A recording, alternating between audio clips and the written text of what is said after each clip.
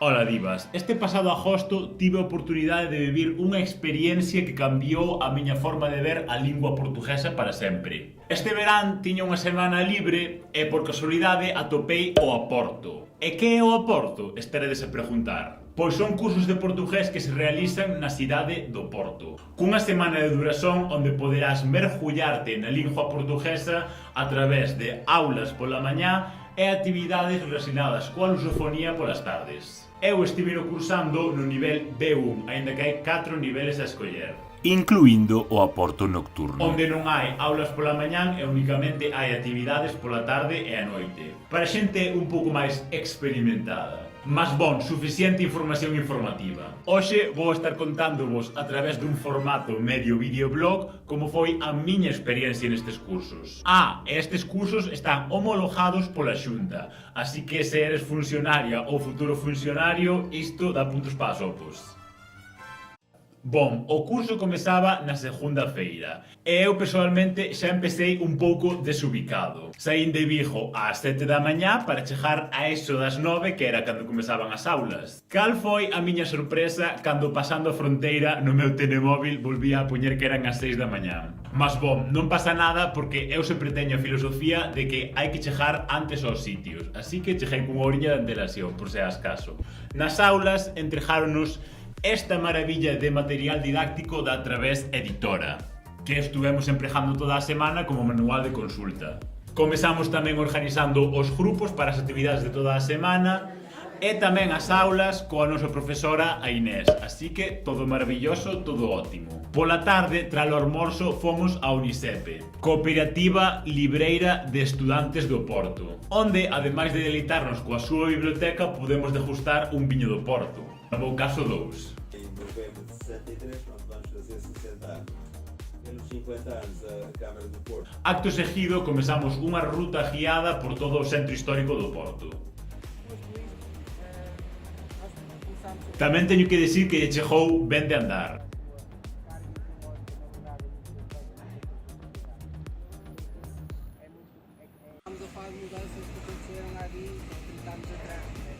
Muita costa para arriba e para baixo para o meu debilitado e decrépito corpo, mas eu fiz o que pude.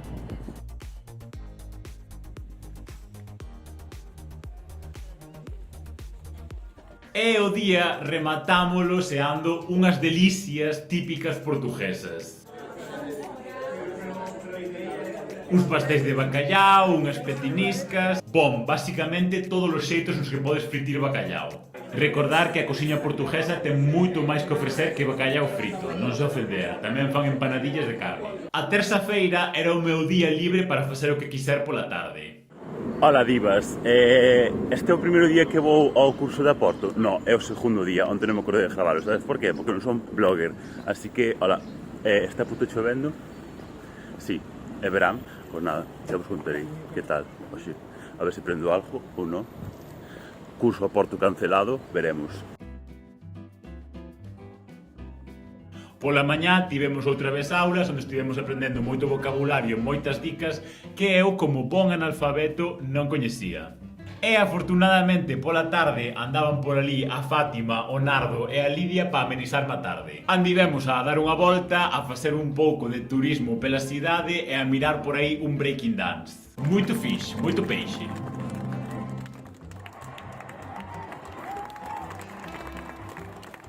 Por último no día, tivemos a oportunidade de entrar en contacto con outra parte da cultura lusófona, a guineense, de Guinea-Bissau, claro, onde puidemos degustar un maravilloso xantar típico guineense no restaurante Asa Branca. Todo con ben de picante como eu gosto e cunhas danzas canto menos interesantes.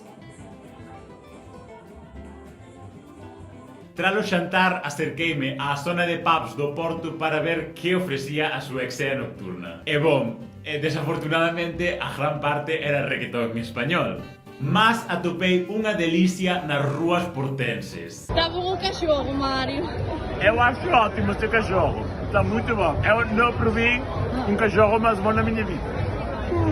Eu adoro cachorro quente. Dúas particularidades fan os a Porto especiais e insuperáveis. Seren preparados pedagóxica e didácticamente para discentes galegos, mas tamén para alumnas e alumnos do Estado español ou de outros estados de Europa e do mundo que teñen coñecementos medios altos de portugués, con todas as súas idiosincrasias, complementación da actividade leitiva con actividades culturais especialmente diseñadas para o alumnado do Aporto, que estenden a formación formal e que permiten un coñecemento diversificado tanto do Porto como da cultura e da lingua portuguesa. Na cuarta feira seguimos coas aulas pola mañá e xa empezaba a integrar o sotaque portense no meu falar, apropiándome do sotaque local, para algo viñemos. Tras disto tivemos unha visita guiada no Museo Nacional Soares dos Reis, un pouco resumido polo tempo limitado que tiñamos, mas moi ben explicado e moi ben contextualizado. Non tivemos moito tempo para parar porque tiñemos que chegar ás aulas de fonética do RUI, o cal tratou de afondar connosco nos fonemas do portugués padrao máis problemáticos para a xente non nativa.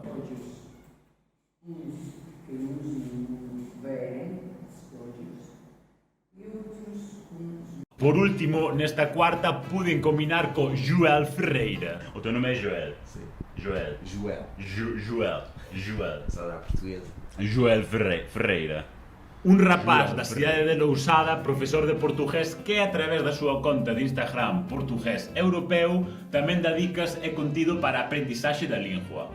E por suposto non podía marchar de Portugal sen probar as súas magníficas sopas do McDonald's. Moitas multinacionais sempre intentan adaptar algunha parte da súa gama de produtos coa cultura culinaria local. E teño que dicirvos que as sopas do McDonald's están moito fix, moito boas. E chegamos á quinta, penúltima xornada. Este foi un día moito longo. Oi, migas, hoxe estamos na quinta feira, o penúltimo día de curso de Porto, e estou me dando conta de que son o peor blogger da historia, porque acho que non fixe casi ningún vídeo de blog, mas despois na edição, na post-edição, todo vai ter sentido, todo vai facer sentido.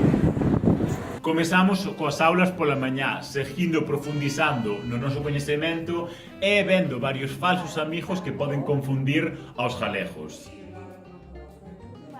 Despois dun almorzo maravilloso, tivemos que voltar para a segunda aula de fonética co RUI. Mas bon, eu como falante políglota estou afeito a estas cousas. Mas despois destas aulas de fonética de portugués de Portugal padrao, entendo porque os falantes brasileiros de portugués din que entenden mellor aos galegos que aos portugueses europeos. Despois disto, tivemos unha das actividades constantes en todos os aportos, os Ciceroes, coa nosa Cicerón Ana Alexandra Méndez. A cá nos levou a visitar uns lugares do aporto un bocado máis peculiares e coa que tivemos oportunidade de conversar de diferentes temas e, polo tanto, obviamente, practicar a nosa habilidade de conversa. E, para rematar o día, tivemos un xantar africano na casa da Filomena. Aclarar que falamos de africano porque ela, a pesar de ser angolana, inclúe receitas e elementos de varias culturas africanas na súa cociña. E ademais dunha cociña e dun viño espectacular, tamén contamos con animación musical.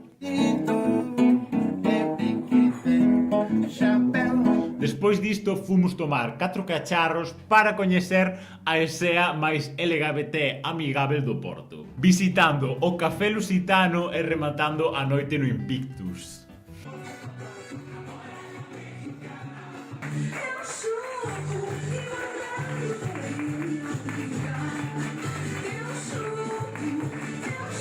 Quedei abraiado coa arte drag local e coas señoras caboverdianas que era a súa primeira vez en Portugal. A sexta feira comezou sendo un bocado dura pola falta de sono do día anterior. Acho que só dormí dúas horas por aí. Mas bom, foi decisión propia. Algúns dos meus compañeiros non se dignaron a ir ao último día de aulas, mas eu sí.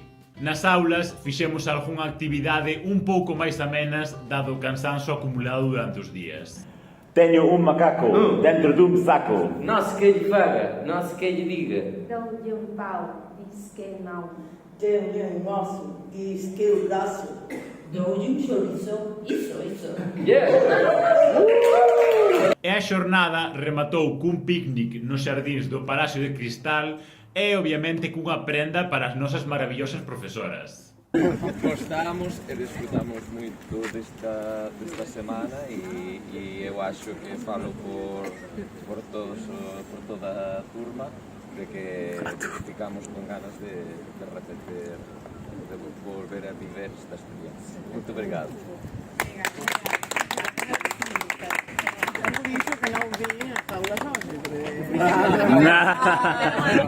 Estivo toda a noite buscando a prenda perfeita. E bon, con comida e esgalla e unhas boas conversas rematamos o noso aporto voltando de carro para a Galiza. Esta foi a miña experiencia e as actividades que eu fixe, mas cada aporto e cada ano vai cambiando e renovando as súas actividades para mantelo sempre novo para a xente que goste de repetir. A organización do Porto sempre busca crear unha experiencia alén do turismo tradicional. E bon, como valoración final, eu achei o Aporto como unha experiencia transformadora para min. Unha gran mistura de xente de moitas idades e de moitos contextos xuntos nun momento especial para experimentar a cultura lusófona dun xeito distinto. Como galegas, a gran maioría de nós xa visitamos o Porto, obviamente, mais o Aporto asegúrache presentarche a cidade dun xeito que nunca viras. Se estás interesada na cultura lusófona no Porto e en mellorar as túas habilidades de comunicación no portugués, o Aporto é para ti. E se tedes algunha dúbida, podedes contactar a xerencia do Aporto por algunha destas cousas que porei por aquí ou aquí abaixo, ou preguntarme a min calquera cousa que quería saber da miña experiencia e do que eu poida resolver, obviamente. Viva o Aporto! Moito cansado falar portugués. Moito cansado.